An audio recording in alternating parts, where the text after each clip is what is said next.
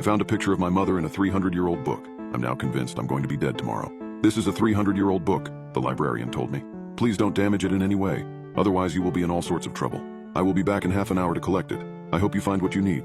I looked down at the book and saw that written in green ink were the words, Creatures and Beasts. The title was in the center of the cover, and underneath the words was a small image of what looked like a red dragon. I admired the artwork for a moment before carefully opening the book.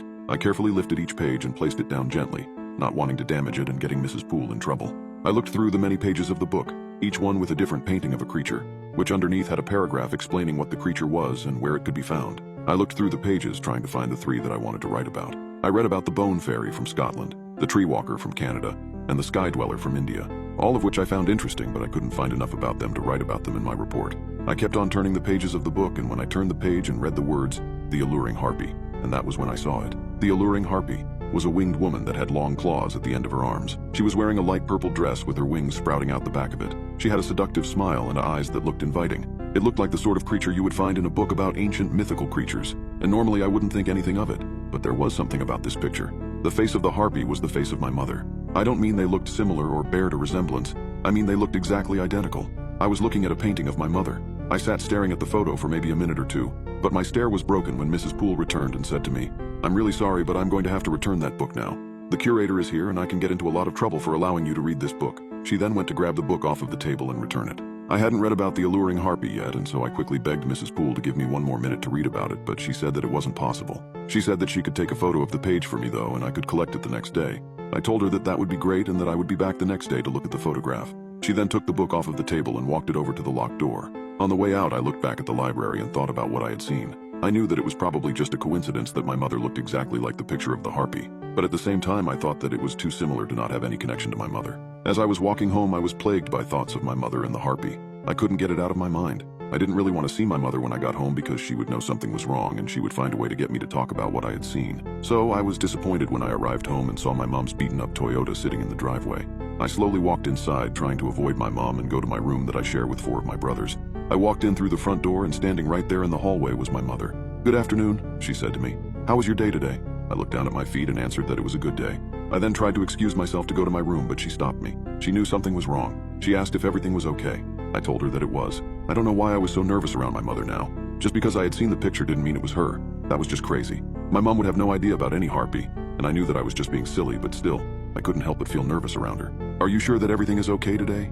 You seem different, like you were nervous about something, my mom said to me again, trying to get an answer out of me. I stood there for a moment before I began to speak. Yeah, everything is okay today, Mom, I replied.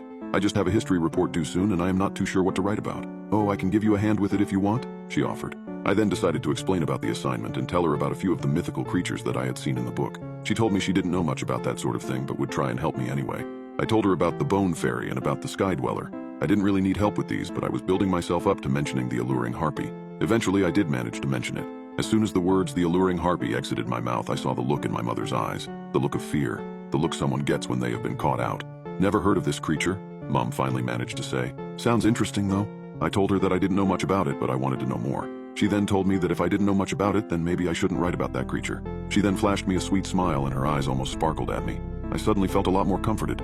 I realized how stupid I was being and that there was no way that there was any connection between the harpy and my mom. Mom then lightly touched me on the shoulder, and I felt a warmth run through my arm and all of my worries of before were now vanished. My mother then excused herself and told me that she had to get dinner ready. She left and went to the kitchen to begin cooking. As she walked off, I could have sworn I saw a slight bulge under the back of her top, right where a wing could have been, but I quickly dismissed this as my eyes playing tricks on me. The next day I was riding my back home from school when I suddenly remembered the photo that Mrs. Poole was going to take of the book. I had almost completely forgotten about it, like it had been wiped from my memory, but I remembered at the last minute and decided to head to the library to get a look at this photo.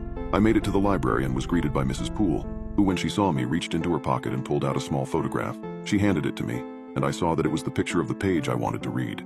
It was hard to read because the photo was so small, but I managed to read what it read. It read as follows. The alluring harpy is a dangerous beast. It uses the power of love and desire to get what it wants, and what it wants is to spread its evil across the world. The harpy will disguise itself to look like a human woman, but it actually has sharp claws, sharp fangs, and wings. The harpy will use its powers of seduction to seduce men, where it will then try and reproduce with these men. Its powers of seduction often come from their beautiful smiles, their enchanting eyes, and their soft touch. Often harpies will have multiple children to multiple men. Once the harpy has mated with a man, it will perform a small ritual that involves lighting candles and then eating the male. The harpy will then be pregnant and will soon give birth to its children. Harpies will often have around 15 to 20 children in a 30-year period, before waiting 100 years, then start the mating period once again. Its offspring will appear human, but when they reach a certain age, they will begin to develop their own abilities of seduction and manipulation. They then only have one purpose. They must manipulate as many people as they can. They try and manipulate people to do their bidding, almost like slaves. Once the harpy's offspring are old enough, they will begin to mate as well, and they will try and pass along their bloodline to as many people as possible. The goal of the alluring harpy is to slowly take over the human population with their own bloodlines. I finished reading and I couldn't believe what I had read. The multiple children with multiple men really struck me. I also was concerned about the harpy's smile and touch, as this was something that I had experienced the night before with my own mother. Her touch had seemed to make all my worries disappear. Maybe these are all coincidences, and I'm just worrying about nothing. Or maybe I am one of the offspring, and I am yet to fulfill my purpose. I really didn't know what to think, so I just stood there in the middle of the library, clutching the photograph of the textbook. "Is everything all right, dear?" Mrs. Poole said to me, looking concerned because I hadn't moved for a little while. I took a second to process what she said, but once I had, I answered that everything was all right, but I needed to get going now. I handed back the photo to Mrs. Poole and thanked her for getting it for me. Then I headed out of the library door and began to make my way home. So many questions swirled in my head on the walk home. Questions I wasn't even sure I wanted the answers to. My own thoughts must have distracted me though, because before I even had time to process all of them, I was standing in my driveway looking up towards my house, the house that my mother was inside of. Everything appeared to be normal, apart from one thing. A small light was illuminating from within my mother's bedroom. The light was shining through the thin curtain that blocked the view into her bedroom. I could see that this light was flickering, and so I knew exactly what it was: a candle. I felt a small rush of fear begin to overcome me. My mother had never burnt candles since I had been alive, and after what I had just read, I was worried as to why she was now. I slowly walked down my driveway and to the front door, trying to stay as quiet as possible. I knew that it was all ridiculous. My mother couldn't be some creature that seduces and eats men.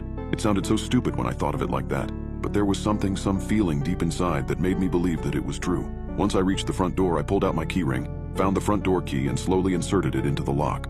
I slowly turned the key and pushed the door open. I couldn't see or hear any of my other siblings. The house was eerily quiet, apart from a small crunching sound coming from the room down the hallway, my mom's bedroom. I slowly began to walk down the hallway, taking one small step at a time. As I walked closer and closer to my mother's bedroom door, the crunching sound grew louder and louder. Once the harpy has mated with a man, it will perform a small ritual that involves lighting candles and then eating the male. This line that I read in the old book kept on repeating itself in my mind. What if that is what is happening right now? I was now standing close to the bedroom door. Sweat was now running down my face and my heart was racing. I could still hear it, the crunching sound from beyond the door. It sounded like something was scraping and crunching down on bone. I really didn't want to think about what the sound really was. I placed my hand on the door handle. Was I really about to enter this room? I tried to slow down my breathing and relax and tried to think of a rational explanation for all of this, but I couldn't think of one. I slowly began to turn the door handle. I don't know what it was. Maybe it was fear. Maybe it was the loud snapping sound that I heard as soon as I began to turn the handle. But something made me stop and let go of the door handle.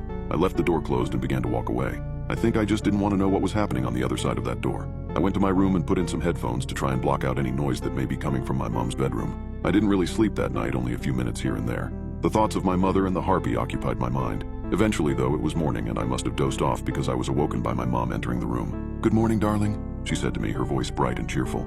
"I have some excellent news for you. You are going to be a big brother. I am pregnant."